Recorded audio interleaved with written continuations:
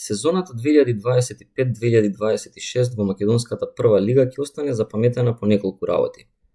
Не само по неизвестната борба за титулата и онаа за опстанокот поради кратењето на бројот на учесници во лигата, туку и поради негативните рекорди што тимот на Шкупи неволно ги брка.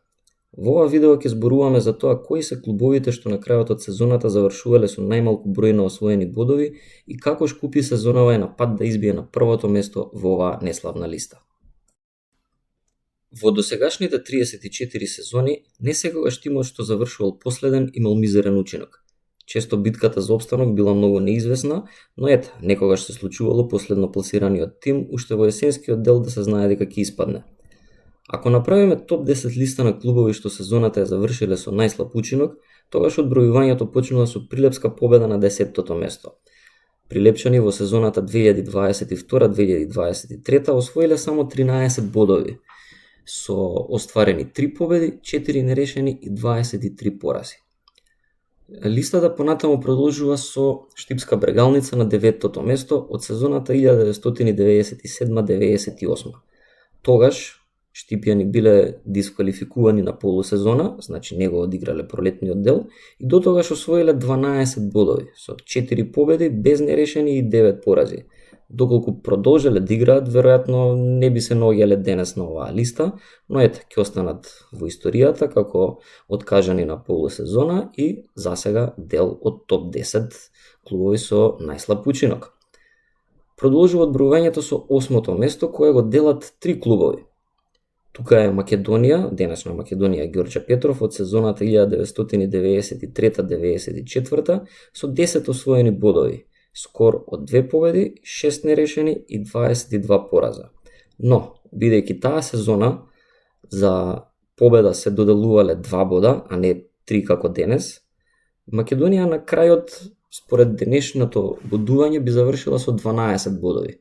Но ете, сепак, во тоа време прописите биле такви и останува на табелата со 10 бодови.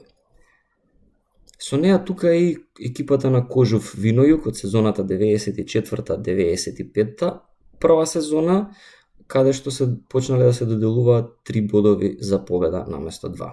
Тогаш Кожув остварил 2 победи, 4 нерешени и 24 порази, со тоа што му биле одземени 3 бодови и крајот на сезоната завршил со 7.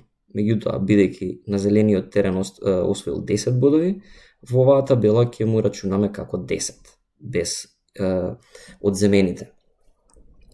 Тука во оваа листа од 3 клубови се наоѓа и Брегалница од Делчево, која во сезоната 2003-2004 освоила 10 бодови, но исто како и Кожув, со 3 одземени, на крајот на табелата сепак имала 7, а остварила 2 победи, 4 нерешени и 27 порази.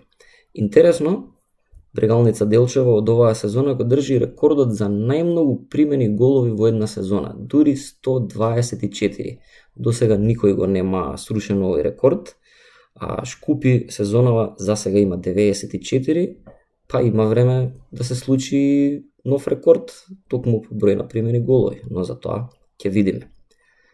Потоа одиме со 7-то место, каде што се наоѓа тимот на Вардарски од Богданци, од првата сезона во независна Македонија 92-93. Тогаш Вардарски остварил 2 победи, 5 нерешени, 27 порази, но исто така мора да се земе предвид дека таа сезона за победа се добивале 2 бода, што значи дека поново Вардарски би имал 11 бодови. Наделва на ова место е екипата на Куманово од сезоната 99-2000 со 9 освоени бодови, од 2 победи, 3 нерешени и 21 пораз. Ваков учинок дели екипата на Влазрими од Кичево од сезоната 2006-2007, 9 освоени бодови, 2 победи, 3 нерешени, 28 порази. Одиме на 6-тото место, каде што се наоѓа Беласица Герас Цунев, со таа додавка играла тогаш, од Струмица, од сезоната 2005-2006. Тогаш струмичани освоиле само 8 бодови, од 2 победи, 2 нерешени и 29 порази. Доаѓаме до топ 5 на оваа листа. А таму почнува кичевски напредок од сезоната 2004-2005, кога кичевчани освоија 7 бодови со само една победа, 4 нерешени и 28 порази. Еден бод помалку, односно 6 и четврто место на оваа листа е екипата на Милано од Куманово од сезоната 2009-2010. Тогаш кумановчани освоиле 6 бодови со една победа, 3 нерешени и 22 пораза. Следува и бронзениот медал, топ 3, 1996-97 е сезоната, а клубот во прашање е Рудар од Пробиштип.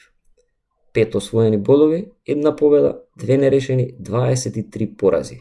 Интересно, Рудар моментално е на второ место по број на примени голови, 111. Второ место на оваа вечна листа, или до пред оваа сезона апсолутен лидер, е екипата на Кавадаречки Тиквеш од сезоната 2000-2001. Кавадарчани тогаш освоиле само 3 бодови и тоа од единствената победа што ја оствариле, без нерешени, 25 порази. Тогаш примиле и 110 голови, со што се на третото место по бројот на примени голови во една сезона.